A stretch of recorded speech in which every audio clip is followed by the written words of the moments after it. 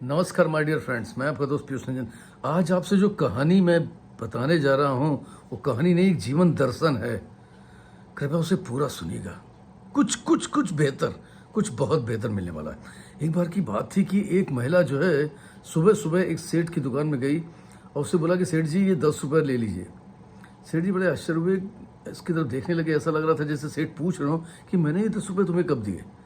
लेकिन महिला ने कहा कि कल जब शाम को मैं आपके यहाँ सामान लेने आई थी तो उस समय जो है मेरा 70 रुपये का सामान हुआ था और 30 रुपये की जगह आपने 40 रुपये मुझे वापस कर दिए थे। ये 10 रुपये जो है मैं रात में ही वापस करने आई थी, लेकिन आपकी दुकान बंद थी इसलिए मैं सुबह आ गई। अरे उसने कहा मैडम आप 5 रुपये के लिए मोल भाव कर रही थी, इतना ज़्यादा घिसघिस कर रही थी, इतनी बहस कर रही थी और ये 10 रुपये लेने आ गई, रख लेती, क्या फ़र्क पड़ जाता था। उनका बिल्कुल फ़र्क पड़ता था। मोल भाव करना हमारा अधिकार है, लेकिन जो मूल्य तय हो जाता है उस मूल्य के अलावा पैसा कहीं से चोरी करना या बचाना ये एक पाप है। उसने कहा कि क्या फ़र्क पड़ता है। उसने कहा फ़र्क पड़ता था आत्मसंतोष का।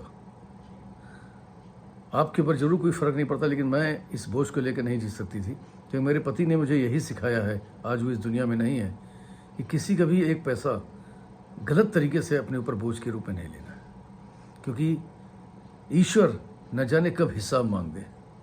तो कम से कम ईश्वर के सामने जब हिसाब देने जाएं तो हम पाक साफ हों।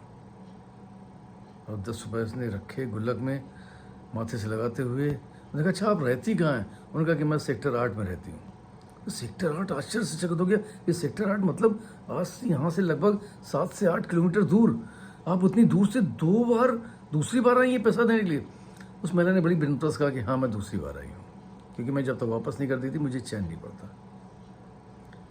वो महिला तो चली गई, लेकिन सेठ के दिमाग में एक असर छोड़ गया। बार बार उसके दिमाग में बात आने लगी कि ईश्वर न जाने कब हिसाब मांग दे, उसका खमियाजा हमारे बच्चों को भी भोगना पड़ सकता है।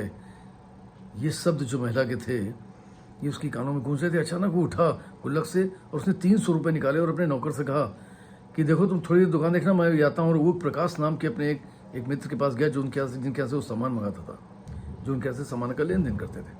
वहाँ गया, कहने लगा प्रकाश ये 300 रुपये जो है हिसाब में ज़्यादा चढ़ गए थे, ज़्यादा आ गए थे, तो ये जो है मैं तुम्हें वापस देने आया हूँ। उसने कहा कि यार ये जब मैं दोबारा आपकी दुकान आता तब तुझे ये 300 रुपये दे देते, इसकी इतनी आवश्यकता, इतनी जल्दी क्या थी। उसने कहा नहीं, जब आप दुकान में आते हो सकता है उसके पहले मैं मर जाता, तो तुमको तो मालूम ही नहीं था कि 300 रुपये जो है तुम ज़्यादा दे चुके हो और 300 रुपये का बोझ मेरे पर पड़ा रहता। और ईश्वर जब हिसाब मांगता तो मैं क्या देता, और इसका असर, इसकी जवाबदेही मेरे बच्चों को भी देनी पड़ सकती थी, उनके ऊपर भी इसका असर पड़ सकता, उसका खमियाजा भुगतना पड़ सकता। ये कहते हुए 300 रुपये उन्होंने पकड़ाए और चला आया। लेकिन वो प्रकाश जो था वो अंदर ही अंदर जो है कुचोड़ता रहा।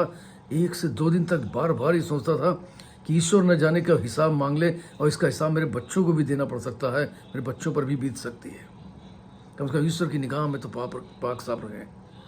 2 से 3 दिन बीते होंगे, उसका मन का छूटा, क्योंकि उसने अपने एक दोस्त से 10 लाख रुपए लिए थे, जो उसने सबसे छुपा करके उसको दिए थे, किसी जो अपनी पूरी जीवन की बचत। लेकिन अगले ही दिन उसका वो दोस्त ख़त्म हो गया था और उसके घर वालों को इस पैसे के बारे में कोई जानकारी नहीं थी।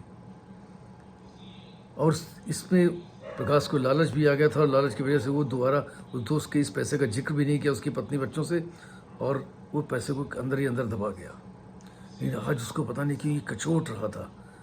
2 से 3 दिन लगातार वो बहुत ज़्यादा पीड़ा में रहा। अचानक चौथे दिन उसका जमीर जागा और उठ करके गया, सीधे बैंक से 10 लाख रुपए निकाले और सीधे उस महिला के पास गया, जो महिला गरीबी में बदहाली में अपना जीवन व्यतीत कर रही थी। पति के जाने के बाद दूसरों के यहाँ काम करके अपना जीवन यापन करके अपने बच्चों को पाल रही थी। उसके बाद जाके उस महिला के उसने पैर पकड़े, क्षमा मांगी और कहा ये बहन, ये 10 लाख रुपए आपके पति के हैं, आपने मुझे दी थी, ये मैं तुम्हें वापस करने आया हूँ। वो महिला उसे ढेरों दुआएं देने लगी, सब कुछ देने लगी, कहने लगी तुम कितने ईमानदार हो, तुमने ये सोचा। मित्रों, ये वही महिला थी जो 10 रुपए का नोट सेठ जी के यहाँ लेकर के गई थी वापस करने के लिए।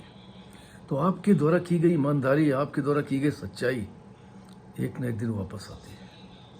हो सकता है कि आपकी ईश्वर परीक्षा ले आपकी ईमानदारी के समय, आपकी सच्चाई के समय, लेकिन एक दिन ईश्वर सुनता जरूर है। और ऐसा सुनता है कि वो महिला जो थी उसके लिए 10 लाख की रकम बहुत बड़ी रकम थी, कि जिस फटेहाल और बदहाली में अपना जीवन व्यतीत कर रही थी। मित्रों, ये सब जो हैं अपने जहन में रखने पड़ेंगे कि अगर हम किसी तरीके के किसी के साथ बेईमानी करते हैं तो ईश्वर न जाने कब हिसाब मांग ले, जिसका खामियाजा हमारे साथ साथ हमारे बच्चों को भी भोगना पड़ सकता है। विचार करें, ईमानदार रहें, स्वस्थ रहें, संतुष्ट रहें।